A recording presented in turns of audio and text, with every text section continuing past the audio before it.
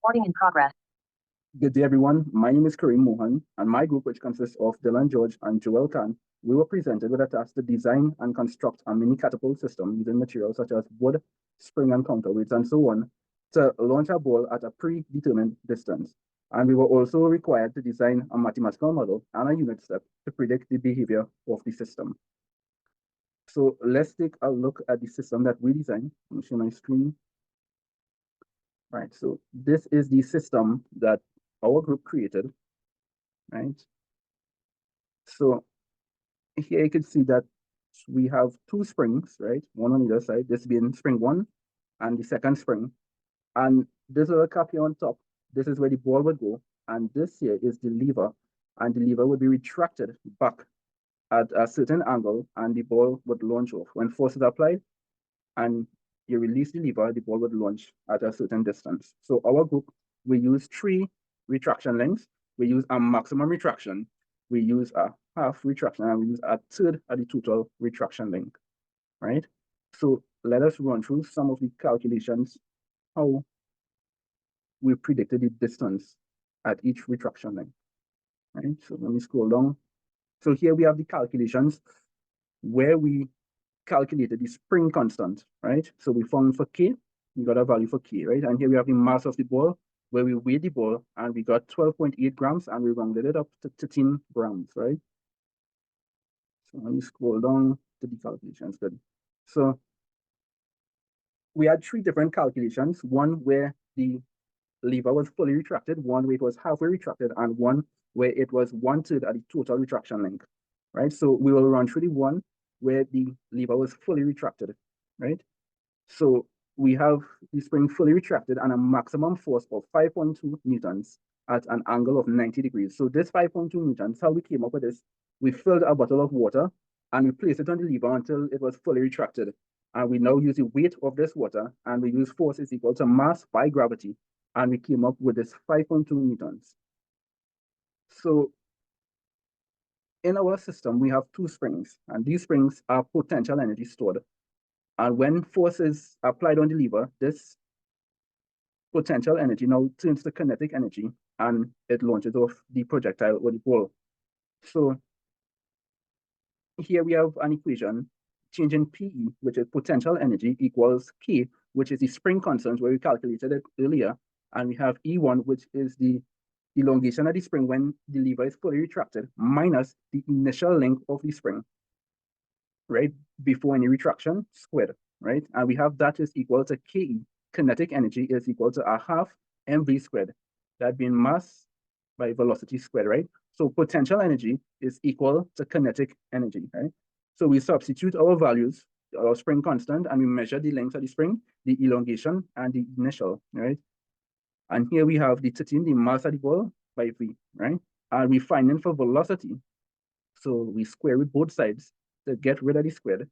And we have v is equal to 3.786, right? 3.786, right? So that is, this v is our launching velocity, right? So let me clear the screen. Good.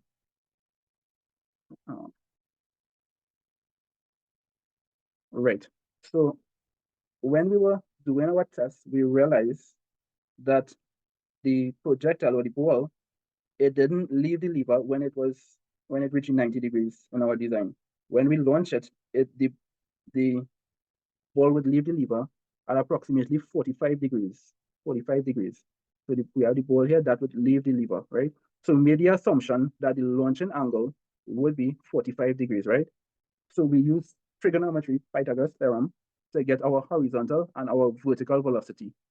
So we have v, this is our vertical velocity. We have v sine theta, where v is the velocity we calculated earlier, sine 45, right? So that is our launching angle. And we came up with 2.66, and so that will be this velocity, v, y, o, right? And we have our horizontal velocity, where we use cosine instead, right? And we substitute that, and we get 2.66, right?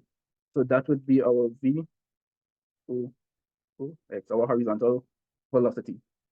Good. Let me clear the screen.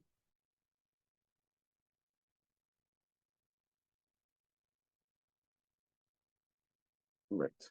So here now we have our constant acceleration kinematic formula where we found for time of flight.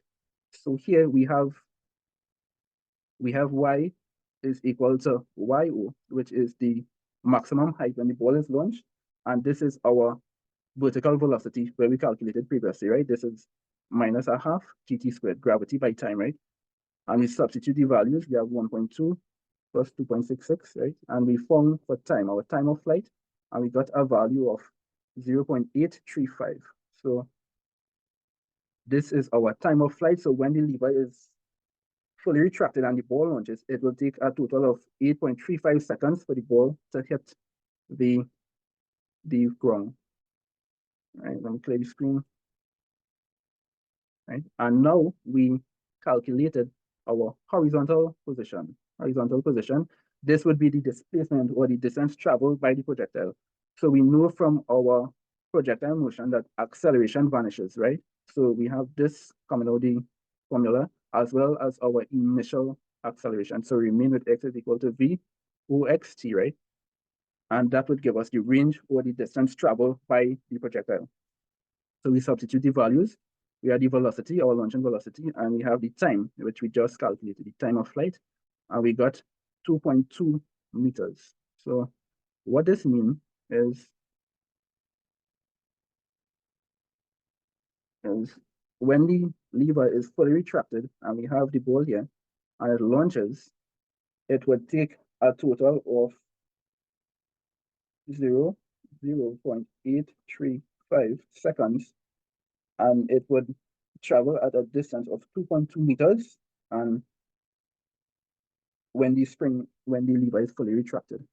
So here we have the calculations on how we determine the distance travel and the time it would take for the projectile to hit the floor. And right.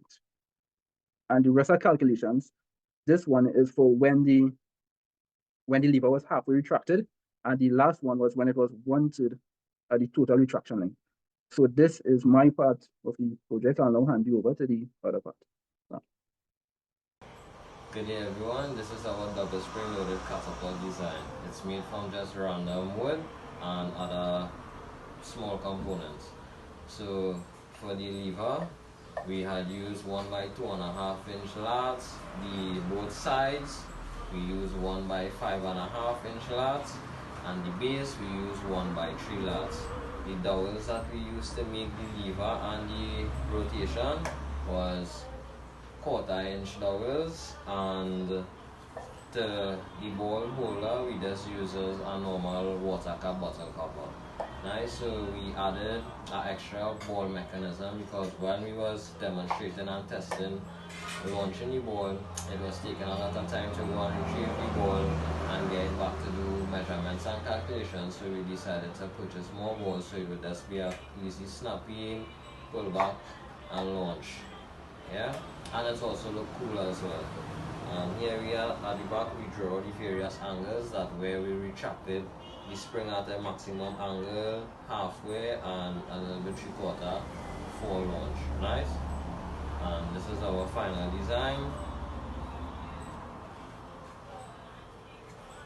It's where we secure the spring to the body of the catapult and to the extended lever of it as well.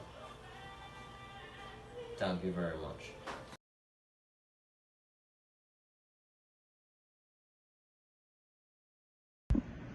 Hi, good day. My name is Alan George, and I'll be talking about the experimental methods our group used. We wanted to test 3 different ranges: when the spring was fully retracted, when the spring was halfway retracted, and when the spring was 1/3 of its full retraction. We then placed the catapult on a table and had a stopwatch and tape measure on hand.